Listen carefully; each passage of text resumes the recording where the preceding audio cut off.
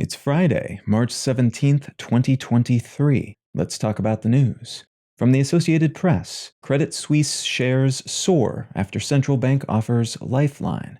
The Swiss central bank has agreed to loan banking giant Credit Suisse up to 50 billion francs, which is about 54 billion US dollars, to shore up the company's flagging reputation and risk projection. This loan comes in the wake of the collapse of two U.S. banks about a week ago, which necessitated some fancy footwork by U.S. regulators to prevent a potential bank-run contagion. The concern was that Credit Suisse's questionable history and well-being, combined with its systemic importance to Europe's and arguably the world's financial health, made it a ticking time bomb unless something was done to boost depositor confidence. This move seems to have reassured the relevant interests thus far, though there are worries that these contagion threats and the actions taken to defuse them could make handling surging inflation rates even trickier by muddling the math regulators are using to make their decisions.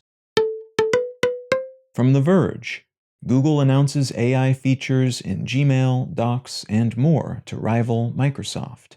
Tech giant Google has announced the integration of AI tools into its workspace apps like Google Docs, Gmail, Sheets, and Slides. This represents a direct shot across the bow of rival tech giant Microsoft, which has been busily inserting AI tools like ChatGPT and DALL-E into its suite of productivity software. Microsoft is generally considered to be ahead of its rivals in this space because of how rapidly it was able to make investment-backed deals with AI company OpenAI, and then blend new tech with some of its core offerings, like its search engine Bing and its web browser Edge. But Google is generally thought to be the sleeping giant in this facet of the industry, having developed the core technologies behind most of these new AI tools. And though they're moving more slowly, some analysts think a slower pace might be a safer, longer-term play, considering all the problems these AI offerings have demonstrated when released to the public.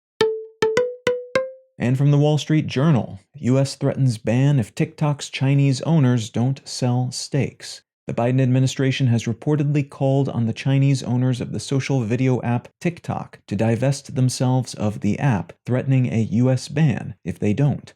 This is a familiar threat for ByteDance, the company behind TikTok, as the earlier Trump administration said basically the same thing before dropping the issue, and both administrations have had the same rationale for making this demand, worrying that the Chinese could use TikTok to surveil Americans through their phones and/or could change Americans' minds on things by adjusting the content they see, despite the company's insistence that this is not a possibility. Security experts are mixed on the threat potential of TikTok, though many government agencies, especially those in the US and Europe, have banned the app from government-provided devices because of these potentialities.